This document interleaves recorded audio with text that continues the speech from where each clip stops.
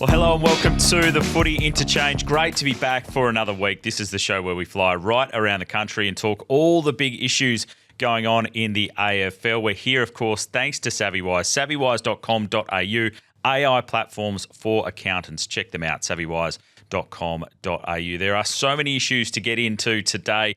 Lots of injuries, unfortunately, through the AFL. But the biggest one to talk to, Paul Hasleby, as I welcome you in, and I'm not going to just ruffle your hair, just in case I get a fine off the top, given that's the way the AFL are going now. I don't have much left, so don't do that, all right? Is the taunting issue going on? Patrick Voss getting people fired up, ended up copping a fine on the weekend. He's fronted up to the leadership group and apologised to Freo fans. But overall, how do you see the sledging on the field, the taunting? Is this a storm in a teacup? Is this the right thing for the AFL to do to stop it happening at junior level? What's your initial reaction? I think they're on the right path, but if you've come through the AFL system and you've been around for a long time, you probably never hoped that it was going to get to this point. And what it does, it puts more pressure on the umpires. They're already making some really tough decisions out there. Now they've got to try and work out context on the run, particularly with the Harrison Petty one. Of course, the context was important in that one, but now they've made a hard and fast rule that you just can't touch someone. That's fair enough. You can't go up to somebody in the street and sort of pat them on the head. They're now going to sort of determine that will be high contact. But you need consistency with it, and that's where I'm going to get frustrated, because you look at Pat Voss, he got the $1,000 fine, and the AFL, in their words, said the action had the potential to instigate a melee or retaliate action. So that's what we saw. And we also saw it from Harley Reid. He went at Charlie Comben. Not only did that have the potential to start a melee, it did start a melee. So why did Harley Reid not get a $1,000 fine in that case as well? So if we're going to do it, we need consistency across the board. So what's the differentiation there, you think, between those two incidents? Because I didn't think there was any. I think one was more aggressive, and the Harley Reid one was more aggressive, and Charlie was just sort of protecting himself as he ran to him. And the other part of that was after the siren. We know that in football, anything that happens after the siren has the potential for a melee to break out, and that was the case. It could have been Holt, and it could be Holt in the future, that if you run at a player like that, then straight away you're going to be up for a fine. If you keep doing it, maybe a suspension. So is that why Patrick Voss got a fine? Because it was after the siren, that was when that taunting was happening, as opposed to it in-game, where we've seen other players, even this last round, ruffling someone else's hair and getting stuck into them. It ended up with Darcy giving away a 100-metre penalty at one stage. So both of those instances you're talking about, they were both after the siren, one at quarter time, one at three-quarter time. I think it was probably more around the context with Harrison Petty, that there had been a history there. So I think the tribunal came down harder because they don't want any personal lines to be crossed, and that was the case with Paddy Voss. But in favour of Paddy Voss, for a long time, Fremantle supporters have been asking for an enforcer, someone who's the alpha male that can, when they're struggling to do something that's going to get the team back in line. Now, this was out of line, but you don't want to lose that from him because he's still working on his game. He needs to bring something else to the table. It maybe just needs to be with his actions rather than some of the words that he's putting out there. We'll talk more about that with Eliza Reilly a little bit later on in the program. But where is the line for players, do you think? And what was it like when you were playing in terms of sledging and that type of stuff? I used to cop it from my teammates and my coaches as well. Like, obviously, when I was playing, weight was something, and most of the teams I played against, they would use those words. They would call you an FC at times when they knew that you're in the fat club that existed. Now, that's been the big change in the game. That's come in, I think, with the introduction of the AFLW, and that's fair enough. But I think as a player now, I don't see the need to do it. Just get on with it. There's a lot of running in the game of footy, and we're heading down this path too often. So if I was a player, I would just be leaving it to the side and just worrying about the football. Go out there and focus on the footy instead. It's going to be an interesting watch over the next couple of weeks to see whether we get more incidents like this and what the AFL response will be. That is if we have any players left out there actually playing, Hayes, because it feels like a bit of an injury crisis going on at the moment. 7 or 8 hamstrings now. Milan Murdoch, the latest one that Mitch Cleary was reporting today, that's suffered a hamstring strain. What's your read on this? We'll talk to Steve Gravina later from Front Runner Physiotherapy, who's our expert on injuries here, a former physio in the AFL. Do you feel like it's the new rule changes, the speed of the game that might be having a bit of an impact here? No, I'm not buying that. I think if you look at the pre-season, they're not doing as much work as they have done in the past. particularly when they're all together at that high-speed element of running. And you look at some of those players that went down, there's a history of injuries with some of those guys, and they're older. And also, you look at 2 or 3 of them, they're under extreme load. Nothing to do with the speed, it's the position that they're in that has made them vulnerable to a hamstring strain. And then Milan Murdoch, the latest one, of course, what a success story he's been, and that's devastating for him. But he's a young player that's only been in the system for 10 days, so I don't think you'd put that down as part of speed. Well, you can, because it's obviously a massive increase in speed in what he's used to, but he just doesn't have the conditioning at AFL level like the others do. Big concern for the AFL, though, if we're seeing lots of players, and particularly some big-name players going out. Yeah, absolutely. But would we be having this argument if they were lesser name players? Probably I hope not, you not should as have much, yeah. consistency, but it just happens to be this group of players are all big name players led by Christian Petrarca and Connor Rosey. He's a slightly different one, and that was a different action as well. Yeah, that was really nasty. Steve Gravina will fill us in on that, and Dom Cassisi will talk to us about all things Port Adelaide and Adelaide a little bit later on, and just how significant that's going to be for the Power. Of course, got a win on the weekend. Before we start zooming around the country, you did want to have a chat about David Walls in particular, who's a name that some people will know if they're Fremantle fans, others not so much, but he's been doing a pretty good job. I want to keep him there at Fremantle, but he should be the most sought-after list boss in the competition. You go back through his last 7 or 8 years, what he's done with that list, and he's given Justin Longmuir everything on a platter for him to deliver this year. But the forward line alone, perhaps, Josh Tracy, rookie list, Voss, SSP, Switkowski, late pick, Dudley, SSP.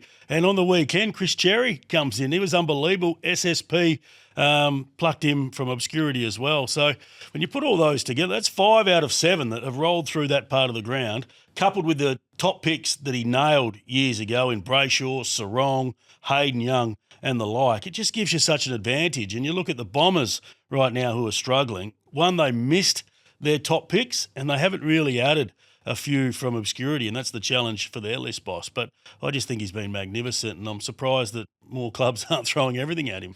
So those players that you can find, isn't it, off the pre-season supplementary areas or the rookie draft or late in a draft where other teams have overlooked somebody, just seems to have a knack of being able to nail those picks and those players coming in and having an impact. I remember going back in the day with Chris Connolly. He used to sit down with the board and he would put the high draft picks on the board and he'd say, yep, we've got these positions covered. We've got to work on the others. But now you don't need to do that because you can fill them quickly. And Milan Murdoch's a great example at West Coast, and full credit for them for being brave enough to do that they don't have to worry about that half-forward position, it looks like, for the next 7 or 8 years. So they're out there and you just got to explore, but also be ruthless on your own list. Like West Coast have had a number of players playing the waffle for 3 or 4 years that are now, in year 4. And if you're not dominating in year 3 or 4, perhaps the message is there. The information and the data is there required to make a harsh decision on those players, which then leads you to have list spots to go and be creative with some of these players out there because,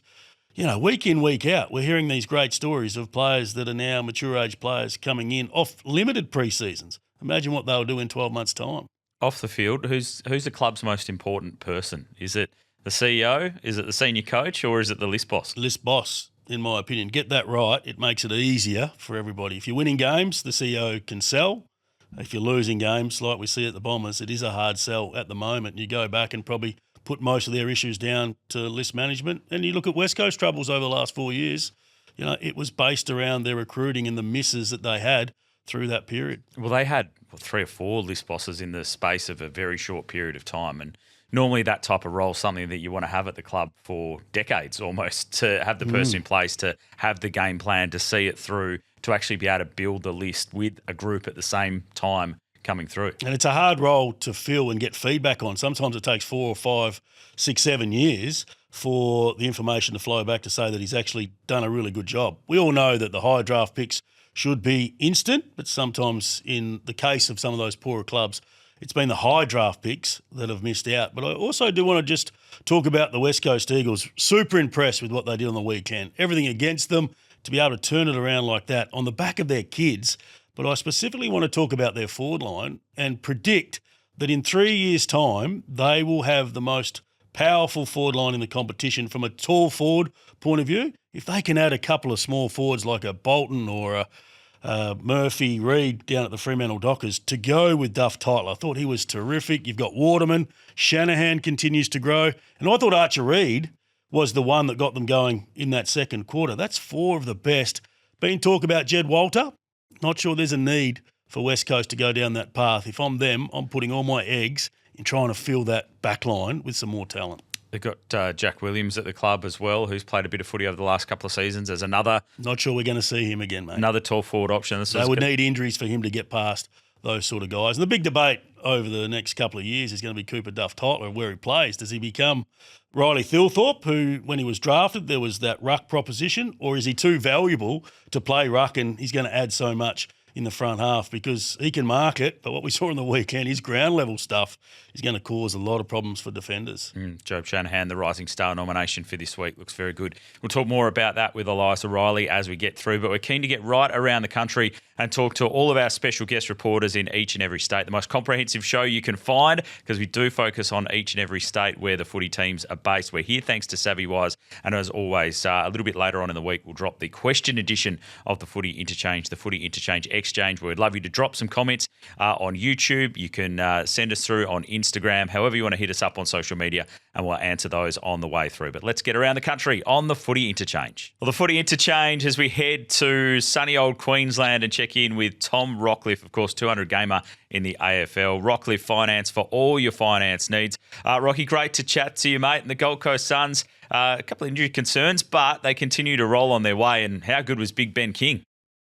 Yeah, they certainly were. They continue on their merry way, and we said that they have a pretty soft draw. Their challenge is going to come against the Swans in a couple of weeks down there for gather round. But at the moment, they've got a reasonably favourable draw, and they're playing perfectly at the moment. They put their opposition away reasonably early in games and then float their way through the second halves, which has been impressive. And yeah, he's the talk of the town at the moment, isn't he, Ben King? He obviously being a free agent at the end of the season, there's a lot of talk and speculation that he may end up back in Victoria. But if I was him, I would stay. I think the style of footy at the Gold Coast Suns certainly suits him, and I'm not sure he'd have an impact somewhere else. Just system-wise, the way that the Gold Coast Suns play, the way he plays. There was a crazy stat last year. I was talking to Joey Montagna in opening round about it, that I think at one point, maybe around 2022 last year, King had 137 kicks for the season. 131 of them were inside 50. And then we've seen his start to the season this year. He's had 18 kicks and 16 of them have been goals. So, yes, very accurate. But, I mean, for a key forward post, it's not what we're typically used to, particularly if he has to go up the ground and find the footy. Maybe it won't suit him at a different style, and there's not too many teams in the competition where you could stay that deep inside 50. So I think he's got a big decision in front of him. For me, I would stay there. I think their game style suits him, the way he plays. He's better off staying there, kicking a lot of goals in that front half, and they're right in that premiership window. So he'd be crazy, in my opinion, to go elsewhere. All right. If it's you, would you take a 2-year contract, or would you sign on for one of those 7, 8, 9-year deals?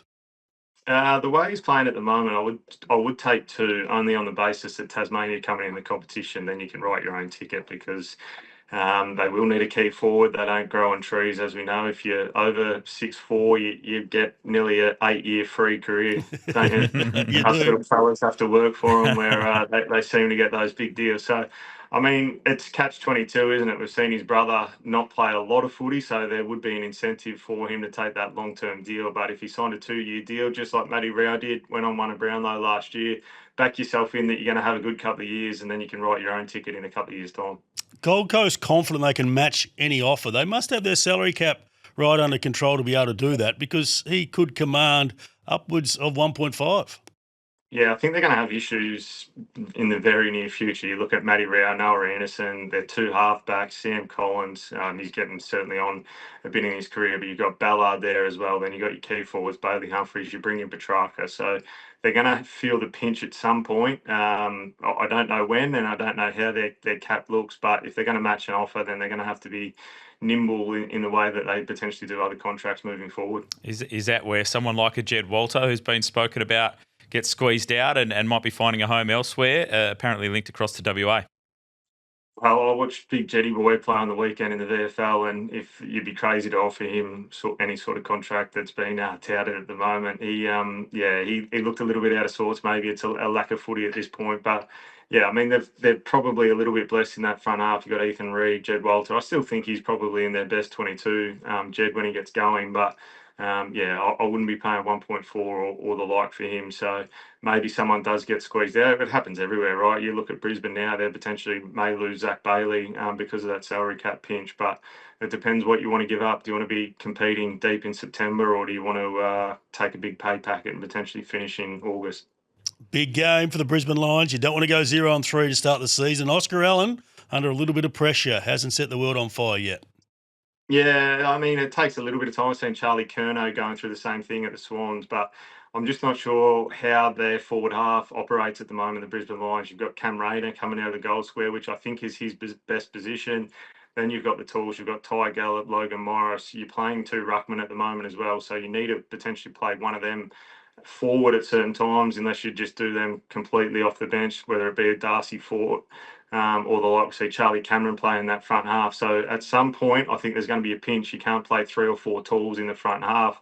Kai Lohman plays almost as a medium type marking forward as well. So I am on Oscar Allen watch. I think I flagged it last week. They had the bye this week. You just want to see him get to contest. You just want to see his work rate increase, I think, is the biggest thing. We know that he's missed a lot of footy, but you've had a big summer, a big pre-season to get that fitness under your belt. You just want to see him get to contest, be that outlet option. He doesn't have to mark everything, but as long as he competes, and that's the watch for me in the next couple of weeks to see where that lands. We've seen Chris Fagan be super loyal to his players and back them in completely, and he got rewarded in the grand final with a guy like Charlie Cameron. But I have a feeling that Oscar Allen may be on borrowed time if he doesn't start to have an impact. You got to be doing more than having 5 touches and having one shot on goal in a game as a key forward. Especially in a team like Brisbane, where he's going to get a fair good look at it in terms of being inside 50. Does the bye come at a good time for them, do you think, given the slow start to the season? Do they reset now? Is there any sort of, I guess they're not panicking at Brisbane, are they? They could finish anywhere on the ladder and still win the premiership as long as they make the top 10. But what's the general feel? Yeah, I don't think so. Obviously, that Western Bulldogs game, they probably feel like they should have won that, get coughed up a couple of goals late in the third quarter. So you certainly don't want to go 0-3, but if you're going to back any team in the competition to be able to rebound from it, it probably is them.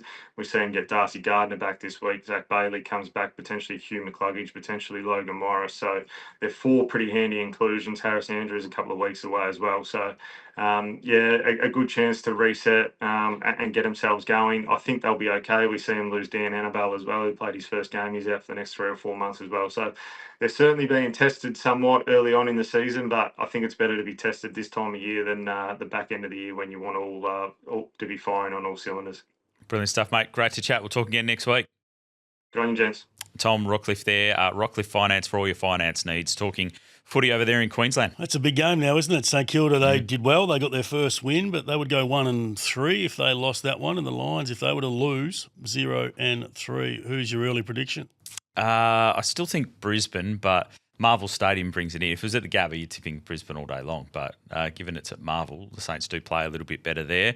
The Giants obviously came back late against the Saints and almost snatched that one. And they'll be under significant pressure, I think, St Kilda, given their off-season spending to be doing as well as they possibly can at the start of the year. Brisbane's the interesting one. I've said it a few times already on this show. They almost don't. It doesn't matter. The home and away almost doesn't matter for them. As long as they qualify for finals, they've shown in their little run over the last few years that they can win 4 games and get through to a grand final. It doesn't matter if they have to hit the road, as long as their team's fit come the end of the year. Did they make the right decision recruiting Oscar Allen? Sometimes to get these players, and as we know, the meeting that took place early in the year with Sam Mitchell, so obviously at the same time he was meeting with the Brisbane Lions, that clubs have to go early to take these free agents to win them. But then as the season unfolds, you have the development of some other players, and they went on to win the premiership. I just wonder if they were making a decision based at the end of the year. I think by that stage they were pot committed. I reckon they would have gone elsewhere. Yeah, I'm holding fire with Oscar Allen. I think his upside is still clearly very big. And if he's missed a lot of footy over the last couple of years, if he's fit. Has he only had one playing good his season, though? Like one where he kicked one season a lot to of show goals. that he's an A-grader? Yep, and clearly battling through that knee injury is the issue, and how much that may or may not be restricting him overall to get the best out of himself. I think we'll have a bit of a clearer picture in maybe a month to 6 weeks' time if he stays in the team that long. But the upside is the big thing, isn't it? And we always sort of rely on hope in footy as to, okay, we hope this player can get to this level. We hope that they can get to this mark. But if he can come in and kick 30, 40 goals for them for the year, then, I mean, he just makes them so much more dangerous, doesn't he? And, the biggest upside would be if he comes in and kicks 50, then you're like, well, absolutely tick. It was well worth it. But still very young and still has the time to get there. But I would like a little bit more output out of him, well and truly. Great to have a chat to Tom Rockliff there. Let's get now to South Australia, because we check in with Dom Cassisi, of course, former Port Adelaide captain, premiership player, and all things South Australia. Dom, great to chat to you, mate. And the biggest one being for your former side is Connor Rozee. That's a nasty, nasty injury. It's going to be a massive loss for the Power. First half on the weekend, I think he had 20 touches in the first half or something like that. So, it was sad to see him go down. Look, initially we thought he might have done his knee because he was sort of holding his knee at one stage, and then as the news sort of filtered out that he'd had numbness down his leg, then sort of everyone was thinking, he's pulled his hammy off the bone. There's no doubt about it. So he looked pretty dejected in the rooms, and he's a massive out. I mean, Port, they probably don't have a lot of depth to replace. I mean, any team would struggle to probably replace a Rozee, but big selection issues this week for Port Adelaide. Jason Horne-Francis been under a bit of pressure. What was the difference in his game? Did he play a slightly different role because he looked like he was back to his best? Well, I think we spoke about it last week, Hayes, about maybe starting him on ball and getting him around the footy early, and Kari must have been listening because he did that. And did you send him a text message? Did you just say, come on? I said, mate, what are you thinking, mate, playing him forward line? Jesus. So no, I didn't. But so look, he started up around the ball and then he'd drift forward. And I'll tell you what, though, it looked like his work rate was right up. It was almost like Kari said to him, mate, I don't care if you run out of gas at 3/4 time. Don't save anything. Just go hard from the start, mate, and see where you can push yourself. So he's obviously lacked a bit of confidence in his body, but it looked like he just wanted to just give it everything he had. He was covering the ground so well. It was a hot day here, but he actually covered the ground really well. It looked like he had a bit more intent with the way he's gone about it. But being a little bit more around the footy, I reckon he was able to lose a bit of the opposition that were looking at him pretty closely. Are you optimistic about Port Adelaide? Like, I've seen them twice. I saw him here against West Coast, unbelievable. And again, on the weekend against Eston, I thought they played really well. They had that really poor performance in round one. But what's the feeling over there in Adelaide? Do you feel that they could really challenge if they keep everybody together and keep putting those sort of efforts forward? Yeah, look, I actually like the brand of footy they play.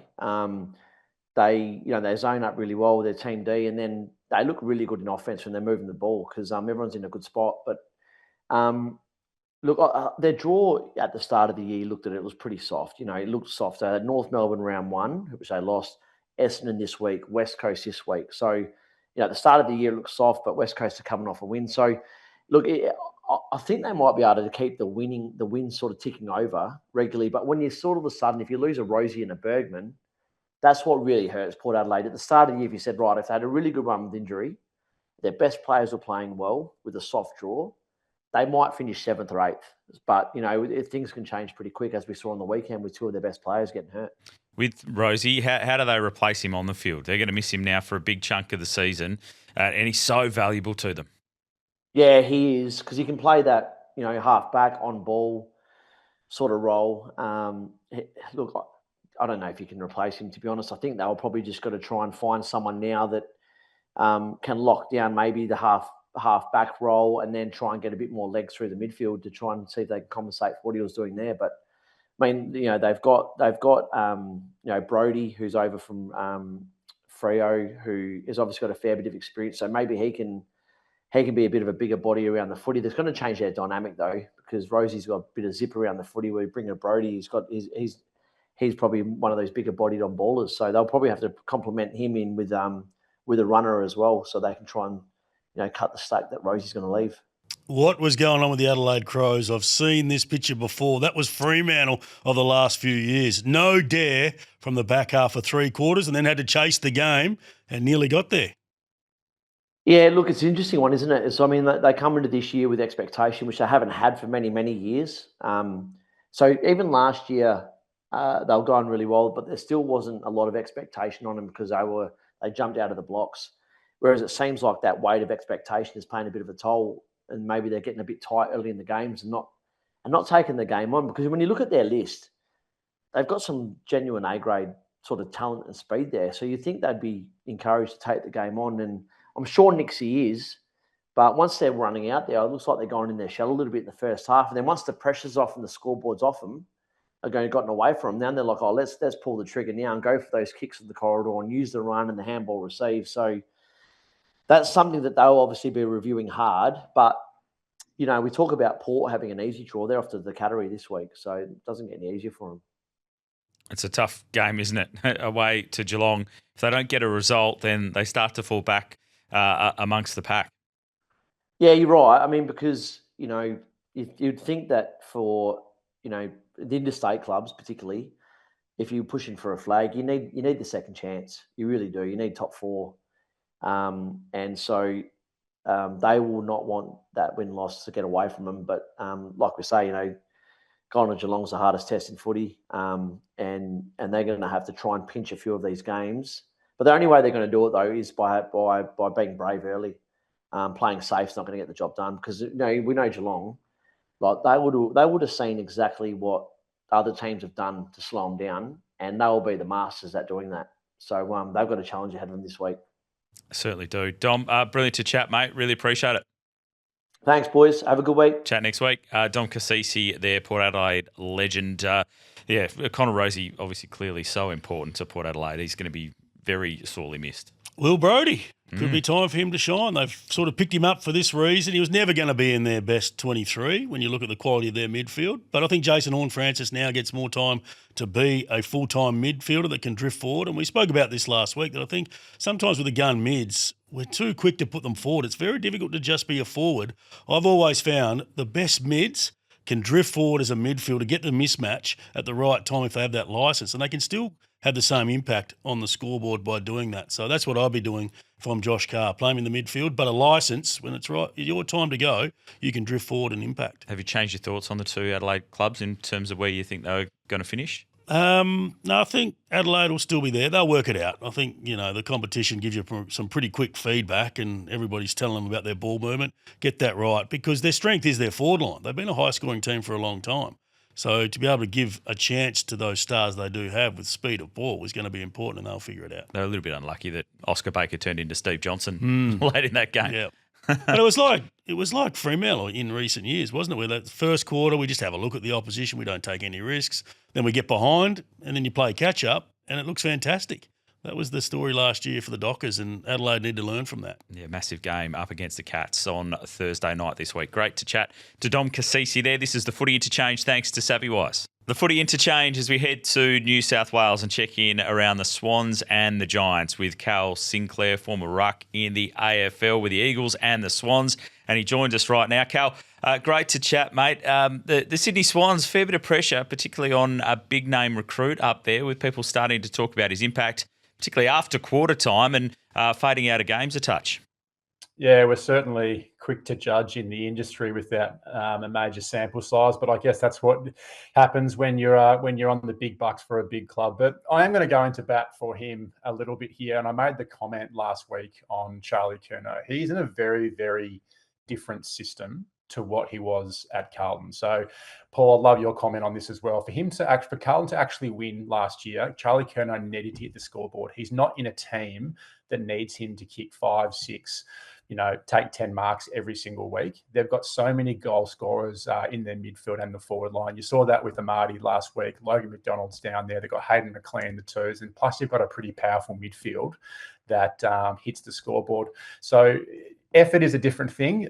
I'm pretty sure that can be rectified, but I think people need to understand he's in a completely different football system. I'd be curious on your thoughts on that, Paul. On the weekend, he just had to absorb Tom Barrass's impact on the game. Sometimes it's not your day. You just got to bring the ball to ground to bring in the forwards. But even though he's not playing well, you can see what he's doing to the other forwards. Amadi's had a good start to the season. Logan McDonald's had a good start as well. Probably some of their small forwards do need to come into it. But Can he improve and have a look at Jeremy Cameron? Jeremy's not a big pack mark, but getting up the ground and finding other ways to impact is something that I'd be sort of working on with him when it's not going well closer to goal. Yeah, I think the longer it goes on as a forward without kicking a bag, you start to kind of retreat and go a little bit insular. But I think the good forwards like Jeremy Cameron, they start the game quite high up the ground.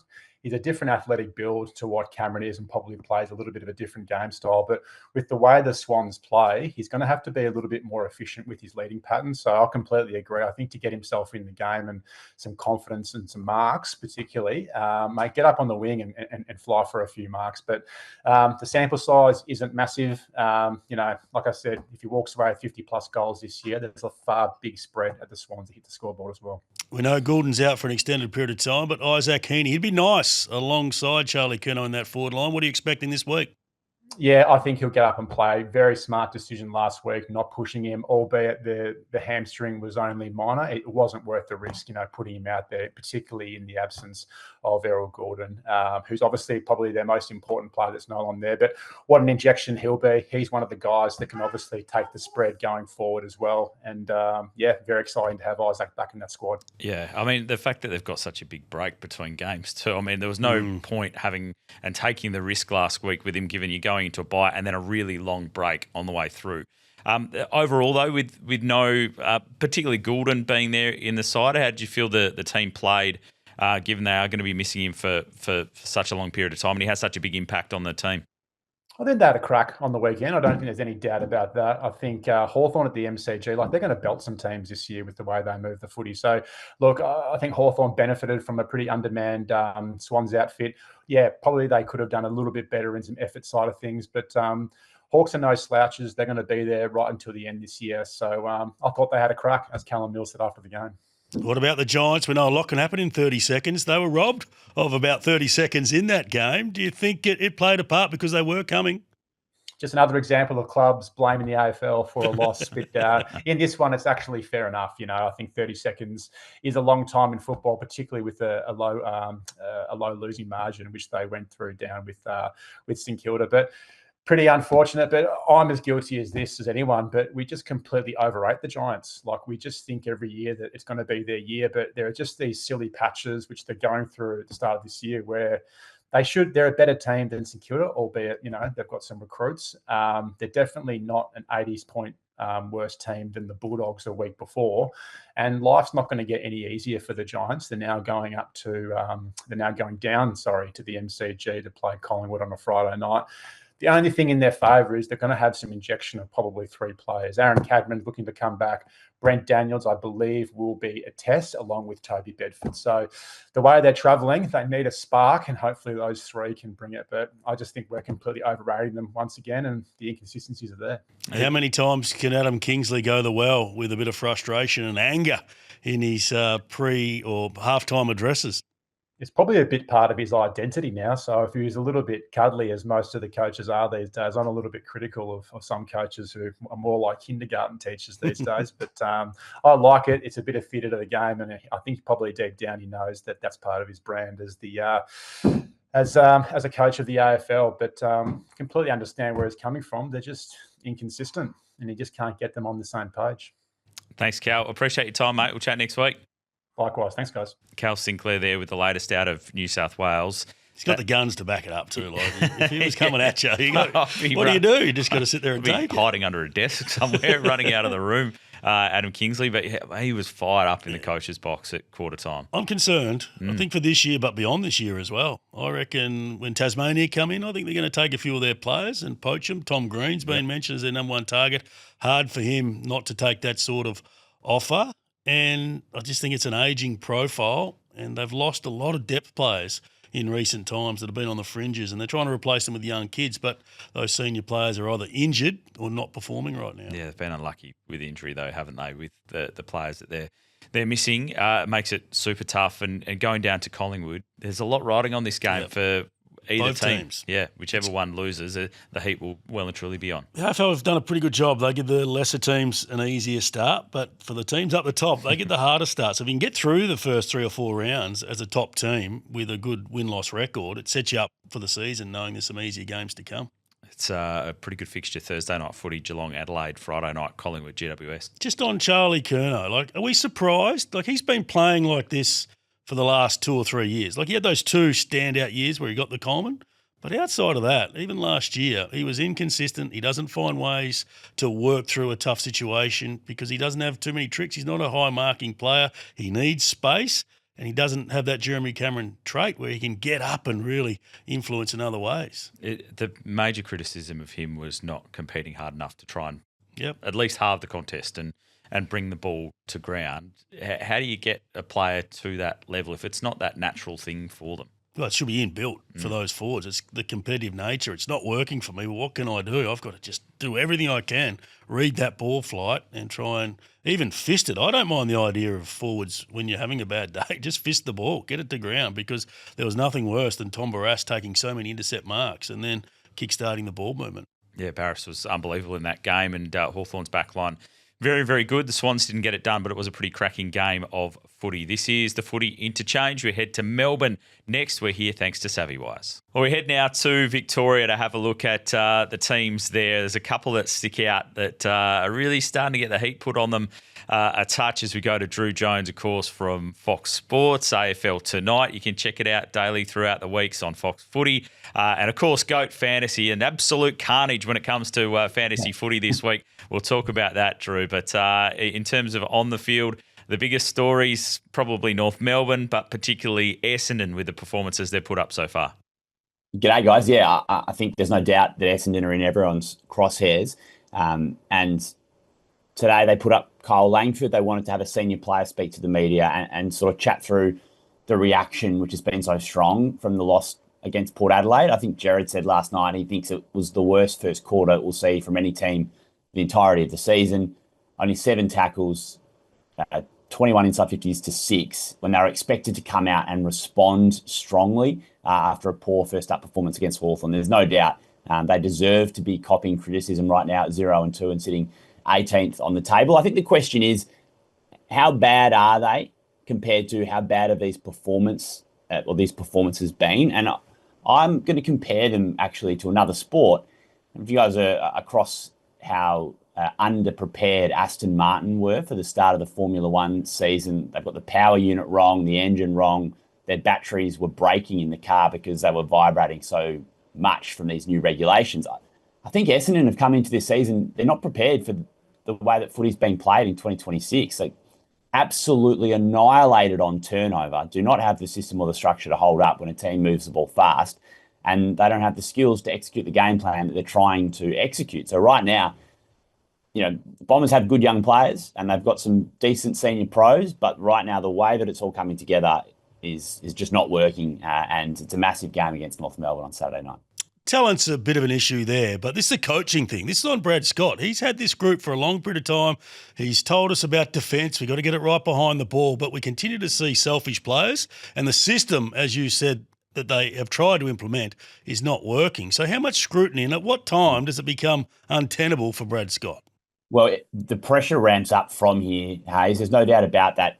You know, watching the game on Saturday, they're playing poorly. Those long shots of Brad Scott in the coaching box, you know, looking for his reactions to what's going on in the ground. And then the press conference afterwards, it's pretty rare to hear a coach be that pointed in their criticism, that cutting, talking about senior players, you know, defending being optional, the idea of self-interest for a player, you know, when you're losing by a big margin and only looking after your own backyard. You know, he's clearly frustrated. He's looking for a response from the players. I guess my question to you, Hayes, is does that work from a coaching perspective when they speak openly in the media about their players in that way? I think you got to try anything. I think, you know, when you're going through this situation, you can do it behind closed doors. You might try that shock value in the media to try and spur it on, but it's not going to work long term. And I just wonder at what point Essendon say, well, let's start to look forward to next year. Don't waste this year. There's coaches available right now, and it's rare that we have a new senior coach come in mid-season, but, you know, it's 12 months' time for them to get hold of this group, or 9 months down the track. Don't waste it, because I think it's pretty clear for everybody right now that he's been there long enough to say this isn't working. So that's the path I'll be going down. But from a Victorian point of view, do you think one of the clubs will be holding up the premiership this year? Yeah, it's interesting, isn't it? I mean, the Western Bulldogs, I think, have come out of the blocks really strong. For a team that traditionally starts a little bit slower, seems like that Bevo has found that mix, that balance, and that team defence that they've spoken so much about. It appears that they have fixed that up a little bit. So I think there's clearly three teams that are finals teams. That's Western Bulldogs, Hawthorn and Geelong.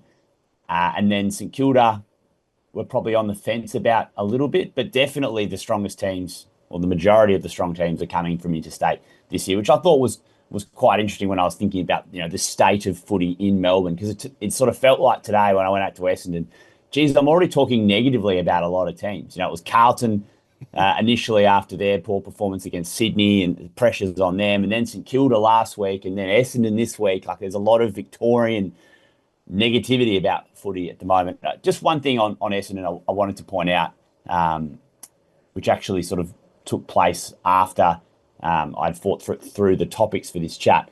Kyle Langford said at the end of his press conference that Zach Merritt has actually been welcomed back into leadership meetings, which I thought was really interesting, because I guess a lot of discussion about Zach Merritt has been that perhaps he's sort of moving away from Essendon in terms of he's going to look after himself and then try to go to another club and win. But the fact that he is investing in more than just himself and back in leadership meetings, I thought was quite interesting. North Melbourne, the other one. How's David King been around the Fox Footy offices? Because isn't he going with I'm not having a beer until they win 2 in a row? He would have had it almost to his lips at quarter time on the weekend, not to be. But the Kangaroos, they just the chance was there for them, but they fell away. I know you'd be happy about that, being a West Coast man yourself, Drew. But the Kangaroos, what's been the reaction? Yeah, I nearly sent the text to the media manager saying, can I grab a North Melbourne player at the airport when you come back to Melbourne tomorrow to celebrate the win? But more of the same from North Melbourne, isn't it? That lack of consistency in game style, in execution, in effort. And then, I just think, they drafted Luke Davies-Uniacke the year that West Coast won the flag in 2018. And that was the draft hand that they had. And he's almost the start of their rebuild. West Coast won a flag. They've gone back to the very bottom and they've surged past North Melbourne on the evidence of Sunday. It's a club that just needs to really get stuck in and work out exactly where they're going. And, have the current youngsters that they've got, are they the ones that are going to take this club forward? And Aliza Clarkson is the long-term solution from that rebuild. But it all shapes as a really interesting game on Saturday night. There's no doubt about that. And St Kilda, they just hung on for the win against the Giants, who were storming home. I know pretty much every press conference at the Saints, you are front and centre having a chat to Ross. How are you finding it so far? Because he's always interesting in his presses. Yeah, I just thought, you've experienced it when he was over in Western Australia, and Hayes, obviously, you would have taken in a lot of Ross's work over the years. And did we think this implication about mediocrity, he's like, if you're not trying to win premierships and win in the AFL, then you're living a mediocre life. Like, did we think that was a little bit strange? Mate, I can't believe it. And I can't believe there hasn't been more outrage from the media over there. They protect Ross. Like, he was being seriously disrespectful to not only journalists, but everybody outside the footy bubble. I think he has to have a good look at himself and get a different priority on life in regards to that. How did you take it as a journalist that's been around him? Well, yeah, because I was there, and a lot of people asked me about this. I took it in the context of, in the AFL ecosystem, he's talking about St Kilda have gone out, they've got new players, they've spent big money, they've talked a big game, they've asked for opening round, like they've put themselves out there. We want to win, we want to compete. And I think what I thought he was trying to say was, if you're not having a crack, if you're not doing something, if you're not having a shot at the stumps, then don't bother. Like, don't turn up to the party and go stand on the other side of the fence. But a lot of people took it as, if you're not striving to play AFL or coach in the AFL, then you're striving for mediocrity. So I spoke to the club afterwards just to sort of clarify, and they said it was in the context of the AFL pressure cooker, all that sort of stuff. But I just think, isn't he supposed to be speaking to fans? Yep. Well, I asked him about the lead up to the GWS game, and he said, I haven't done any Oppo research. And that was on Thursday morning. The game was on Saturday. Like, it's just a flat out lie. the week before, he said, these press conferences exist so we can talk about the game. They're AFL mandated. So in 1 week, he completely changed his tune, didn't want to talk about the game. But hey, they won. So I guess keep on him, Drew. Keep on him. Right. I'm getting the popcorn out. When's the next one? I might have a week off from this. No, front up again. I like it. Drew, good stuff, mate. Keep fighting the good fight. We'll chat to you soon. All right, on you boys. Drew Jones there with the latest out of Victoria. Did you find it disrespectful when he said it? I did when I first heard it because of what Ross has been over the time and his attitude towards some people. Yeah, it did sound like he was having a crack at everyone that's not in the AFL system. That if you're not trying to do that your life's mediocre and you're not worth anything. Obviously, that was probably not what he was trying to say, I don't think, given the context that Drew's just given us there, that he was trying to talk about those in the system that are trying to do it. But I didn't read it that way. Didn't quite get it right, perhaps. But, yeah, it was a little bit awkward, I reckon. Let's now head to Eliza, Reilly, and talk all things Western Australian footy. We're here thanks to Mandalay Holiday Resort. Of course, if you are looking for a place to get away, they've still got some availability down there in beautiful Busselton. It's not too far. It's not going to cost you too much in fuel, Hayes, these days, even though the prices have gone up a little bit. Because it's just a straight shot down the highway, 2.5 hours, you'll be there, and then you'll be relaxing at the beautiful resort. They've got the pools, the heated pool. They've got right across from the beach, and still got a little bit of availability left for the school holidays. If you're looking for a getaway down south, make sure you go and check them out at mandalayresort.com.au. Eliza Reilly is with us from Code Sports, talking all things in the West. And Eliza, Patrick Voss has been the talk of the town, and he's fronted up with his teammates and the leadership group. Yeah, this story's had legs, hasn't it, in the past few days, from the sort of actions on Saturday night all the way through to yesterday when, you're right, he did front up to the sort of leaders and, the coaches at the club and sort of apologise for taking the gloss off the win, which I think was probably the most disappointing part of it, is Fremantle had, a fantastic win. They're on the board in 2026, but all the sort of aftermath and a lot of the analysis has been about Pat Voss's interaction with Harrison Petty that obviously resulted in that $1,000 fine that is going to take a bit of a chunk out of his match day payment. But yeah, I think when you're someone like Pat Voss, he has played on the edge. That's been something we've come to know in him. He's a character. He's eccentric. He's probably one of the rare introverts on that Fremantle Dockers team. But if you're going to be pulling stunts like that, I think you've got to back it up. And I don't think Pat Voss has backed up his 2025 forms so far this season.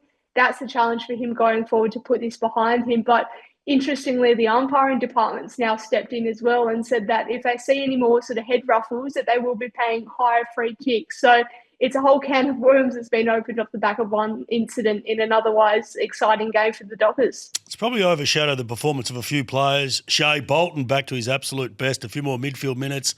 Murphy Reid, but also Chris Cherry coming into the team. We spoke earlier about David Walsh doing it again. He's just another one that's going to add a lot of pressure. Michael Frederick still to come back in, and Dudley, another one that's super fit for Fremantle. Yeah, those small forwards are causing havoc at the moment. And like you said, Michael Frederick's coming back into the team. Where does he fit in? Because these guys are doing so much damage on the scoreboard, and would have been great to see Chris Cherry kick his first goal on the weekend, but he got pretty close a couple of times, and it's just another one that's been plucked out of sort of, VFL footy and was playing basically local footy a year ago before he sort of made this dramatic run into the AFL. So they're amassing some real weapons forward of centre, Fremantle now. Yeah, the Dockers in a good spot. They take on the Tigers this week, who are a little bit undermanned. Looking at West Coast win, a drought-breaking one, 308 days. It had been a while. Only one win last year, not many over the last 4 or 5 seasons. How did you feel they went about it? I think the intent and the mindset was really there. And I think back to West Coast season launch, and Andrew McQualter got up there and sort of spoke about how this team was going to have an unmistakable desire to win. Those were the words he sort of used. And, they're going to play for the jumper. They're going to show passion and pride every time they pull it on. And those words rang sort of hollow after that round 1 loss to the Gold Coast. But then the way they approached this game after quarter time, because obviously the first quarter was shocking, and they went into the rooms, and I don't know what was said at the quarter time break, but I reckon it could have changed the trajectory of West Coast season, because they played with so much intent. They were fierce. They were really physical. It was almost the birth of the unsociable Eagles. They were tackling opponents with a desire to hurt them. It was something like that sort of level of fight is something we haven't seen from West Coast, I don't think, in the last 3 years combined. And then they roll out and, you know, they're picking fights, they're being physical. It was really that the mindset that sort of flipped the game. And I think it's non-negotiable now to play on the edge for the rest of the season. Footy's a cruel game. Milan Murdoch comes in, has his moment, kicks the sealer, which is fantastic for him to experience that in front of 50,000. But he's going to miss a few weeks. Yeah, unfortunate. He's gone down with a hamstring, the curses of the hamstring. I don't care if Christian Bouchard has done one. I don't care if Tom Lynch has done one. I'm the most upset that Milan Murdoch has done a hamstring. Stop. We need to change something. If the cult hero is going down, then something's severely wrong with West Coast. But and the AFL. But yeah, unfortunately, he's had such a bright start to his career. He's barely had any soft tissue injuries across his whole sort of waffle level. But sounds like the sort of heat of the AFL and just how he ran out the game and had that enormous impact, especially kicking the sealer, has cost him, unfortunately. They could have picked from a few too for the Rising Star nomination this week, but went to Job Shanahan. Yeah, Job Shanahan's, they call him down at West Coast, given his vice-like grip in the forward line. He's been a revelation. And you think back to this time last year, he was made to wait. He didn't debut until round 16. And, you know, West Coast have been going down the sort of play the kids path, but they had to bide their time with Job, sort of give him the exposure at the waffle level. I spoke to him yesterday after he was nominated and sort of said, what were they telling you? Why did you sort of need so long to make your debut? And the feedback was that he just wasn't winning enough contests in the air and or halving them. And, you know, you see the way he's playing now, and I think that feedback is well in the past based on the way he's attacking the footy in the air at the moment. So Oscar only goes down with a season-ending injury. He finally makes his debut in round 16 against the Magpies, and now it's sort of impossible to imagine West Coast forward line without him. Brilliant stuff, Eliza. Great to chat. Thanks, guys. Eliza Reilly there from Code Sports, talking all things WA footy. We spoke about the Eagles tall forwards earlier and how good you think they might be in a couple of years' time. Back on Freo, Shea Bolton, was that the best game that he's played for the Dockers? Yeah, it was. He's been sort of pigeonholed a little bit at Fremantle into that high half forward role, which I don't think suits him. He's either wants to be close to goal or in the midfield. And I want to raise with you the prospect of Hayden Young coming back as a defender. So on the weekend, I thought against Geelong, the midfield didn't quite work for the full 4 quarters because there was too many trying to get in there. Murphy Reid wants to go in there. Jackson, we know, is spending more time in there. Bolton wants minutes. And, you know, then you've got Hayden Young who's back into the mix. I just felt by maybe putting him back to half back, it's going to bring on Andrew Brayshaw, who had his best game for a while because he had more inside midfield minutes. Shea Bolton gets those minutes as well. And just with these injuries now becoming a risk where at half back you can pick and choose your running patterns. You don't get that sort of fatigue because it's not constant. You go and then you rest as a half back. And we know what he can do with his foot skills and where the competition is going. I think it's something they seriously need to look at to help the midfield, but also to help his longevity. To get that balance, yeah. Bolton seems to play better when he gets a few more midfield minutes and can impact and shake a tag and then push forward and kick goals. And then the flow-on effect of Jordan Clark. So right now, who do you want to stop? Jordan Clark. You put Hayden Young down there. I think most teams will go to Hayden Young and Jordan Clark gets off the leash. He's just such a good kick. And for that injury point of view, it's something I'm looking strongly at. Still a fair bit for Freo to work through. Sean Darcy's impact on the game against Max Gawn. And Max Gawn certainly looked very tired and a little sore probably from his big effort the week before.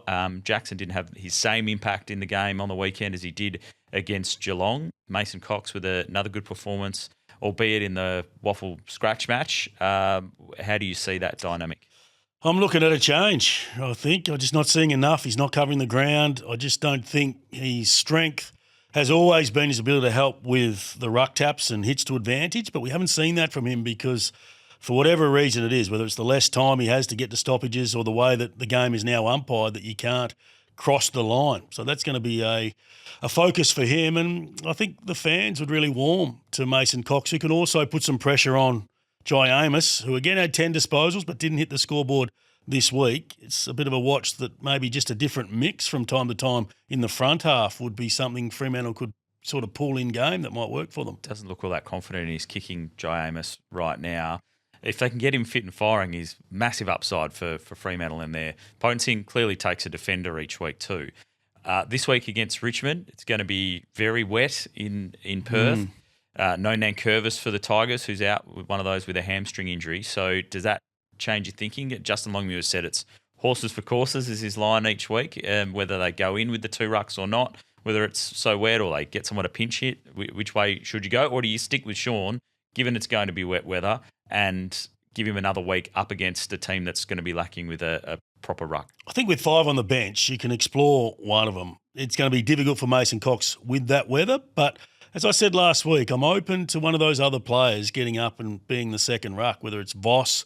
We've seen Tracy do it in the past, probably not him anymore, but Jai Amos, could that be something that he does, where he just goes in for 5 minutes, touch the footy, bang into some players, make some tackles and get involved, feel good about yourself, so that hopefully when he goes back into the forward line, he can have more of an impact. All the footy news out of WA thanks to Mandalay Holiday Resort. If you're looking for somewhere to get away for a getaway, head down south. It's one of those places they've got all the different types of accommodation, from the villas and the chalets to the glamping, all the powered sites. And it's one of those spots, Hayes, where you can either go there and just stay there for the week or however long you're going down, or you can go out and explore, obviously, around the southwest. So if you want that type of holiday, we just sit and do nothing and enjoy it. You are the mayor of Bustle, so yeah, you would giving know. you the information. You probably own here, it. people. Do you and Take your family own it? I don't own it. It would be very nice too. It's a magic Grew up place. just around the corner. Used to work there when I was growing up, actually, back in the day. Very good spot. We always stay in Busselton now, and that we sort of headquarter ourselves there, and then you've got the ability to go on those drives and explore. Exactly. Right across from the beach. So check it out, mandalayresort.com.au. As we move to our injury update, might be a lengthy one today with Steve Gravina from Frontrunner Physiotherapy in Aussie Park, a former physio in the AFL with the West Coast Eagles. And Steve, a hamstring epidemic, injuries are plenty going on right now. What a big weekend, hey?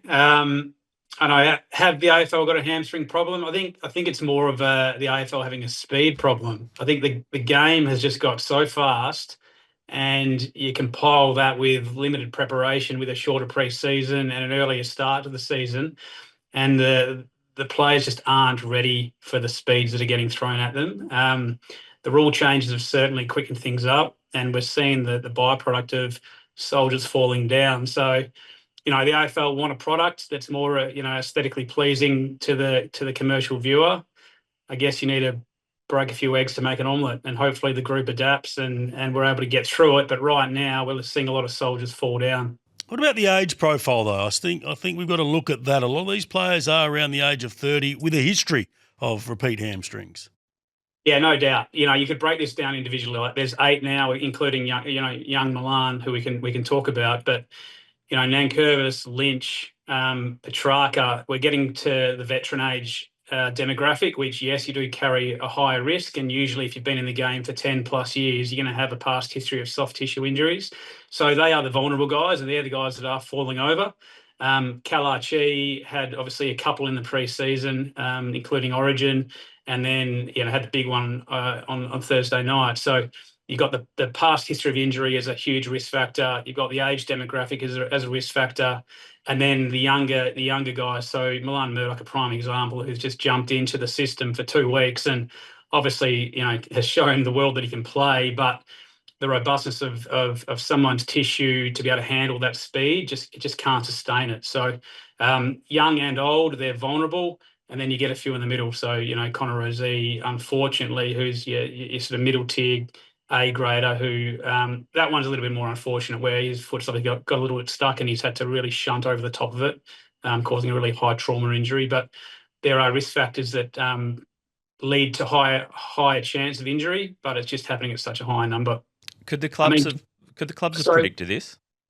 Say again, sorry, mate. Could the clubs have predicted this a little bit more? Like how could they have mitigated this a bit more through the pre-season, knowing that the aim was to get the game a bit quicker, knowing that they've got limited preparation? Yeah, no doubt. I mean, the challenge is you've got a later start to your pre-season because the Players Association have negotiated such a long break in the off-season. Plus, you've got an extended Christmas period break off. Plus, you've got a mandated 4-day break around Australia Day. So you've only got a finite number of sessions. So then the coaches will know that. and they'll know that they need to bring match sim in as soon as they can. And you hope that the off-season preparation programs that the players are doing off-site can replicate, intensity to be able to transition into that. We saw GWS have a number of injuries in training over that pre-season, so there's a risk that comes with training at high octane levels during a pre-season campaign.